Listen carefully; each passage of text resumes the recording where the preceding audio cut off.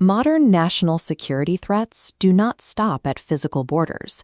There are no geographic checkpoints and no radar systems to track their approach. Instead, the front line exists within network infrastructure. This is cyberwarfare, the rigorous, formalized militarization of cyberspace, where states and organized groups use digital technologies to achieve strategic objectives. Global military powers now officially recognize cyberspace as a primary domain of war. It is actively treated with the same strategic weight as land, sea, and air. Operating in this domain presents a unique tactical paradox. It offers instantaneous global reach to any connected system on Earth, yet allows operations to remain almost entirely covert. This creates an environment defined by asymmetry. A small, well-organized group of operators can inflict massive infrastructural damage on a larger nation-state. Because digital attacks route for proxy servers and compromised networks, definitively attributing the attack to a specific actor is inherently difficult. To understand how this battlefield functions, we can deconstruct cyberwarfare into three distinct pillars: weaponization, exploitation, and military doctrine.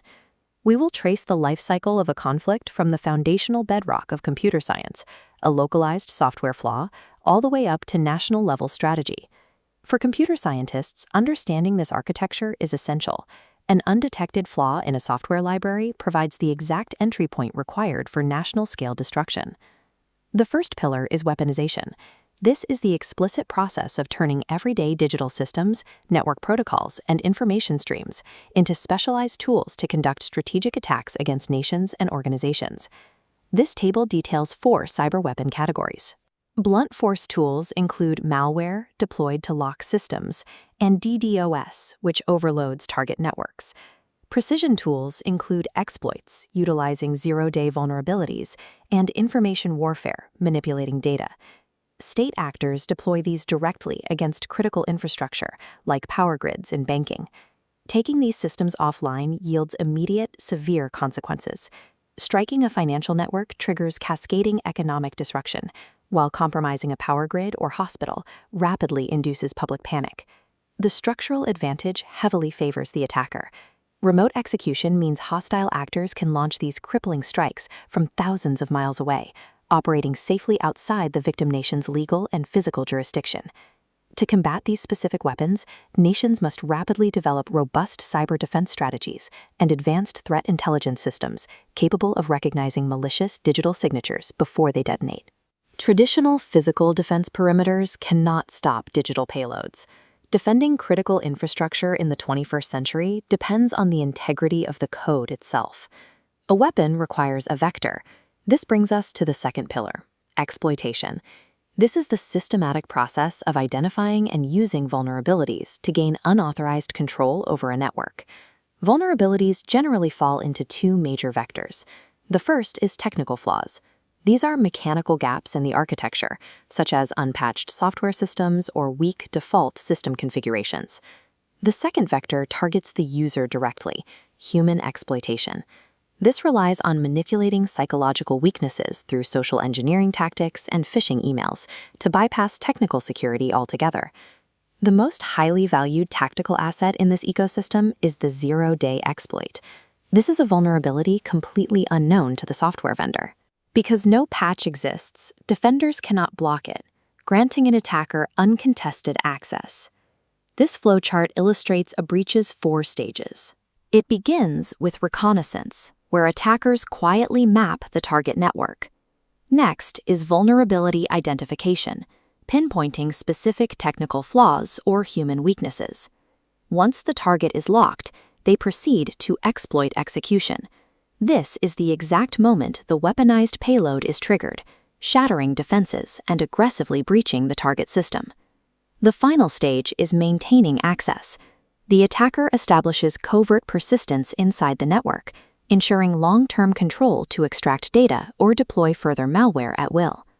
The core logic of all cybersecurity prevention, from regular software updates to deploying intrusion detection systems, relies entirely on breaking this chain at any of these 4 stages. A digital weapon is completely useless without a target flaw.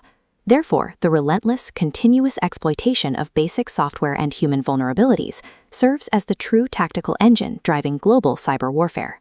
With the tactical execution clear, we elevate to the third pillar, cyber warfare doctrine. These are the overarching strategic principles and national-level policies that govern how a state deploys or defends against these exploits.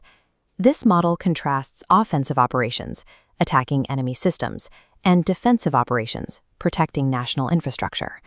Defensively, nations traditionally rely on deterrence, threatening retaliation. However, cyberspace breaks this model.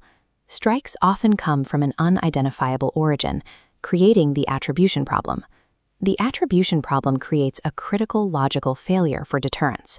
A nation cannot launch a retaliatory missile strike or even a counter-cyber attack if it cannot definitively prove who initiated the attack in the first place. This lack of clarity complicates the global rules of engagement. International law is still struggling to define exactly what specific digital threshold must be crossed for a cyber attack to legally constitute an act of war. If a foreign entity deletes a nation's banking records, causing severe physical economic disruption without firing a single bullet, how does the defending nation determine a proportional response? This Venn diagram shows how modern conflicts bypass these legal questions entirely through hybrid warfare. Hostile states combine direct cyber attacks, psychological operations, and information warfare to achieve national destabilization. We see this executed in the real world through massive election interference campaigns and large-scale state-sponsored ransomware targeting government agencies. Centuries of established kinetic military doctrine fail in cyberspace. The traditional boundaries of geographic conflict, enemy identification, and proportional response have been effectively erased by digital asymmetry. Weaponization, exploitation, and military doctrine do not operate in isolation. They form a continuous, integrated pipeline. This matrix displays the integrated view of cyber warfare. Weaponizing cyberspace treats digital systems as weapons, enabling strategic attacks. Exploitation uses technical and human vulnerabilities to achieve total system compromise. Finally, military doctrine governs the strategic use of cyberpower, dictating national security. Cyber warfare is the modern extension of traditional warfare. It requires a complex, synchronized blend of advancing technology, evolving strategy, and human factors. Defending against these highly impactful, hard-to-detect threats cannot be done in isolation. It demands international cooperation, rigorous new legal frameworks, and highly trained cybersecurity professionals.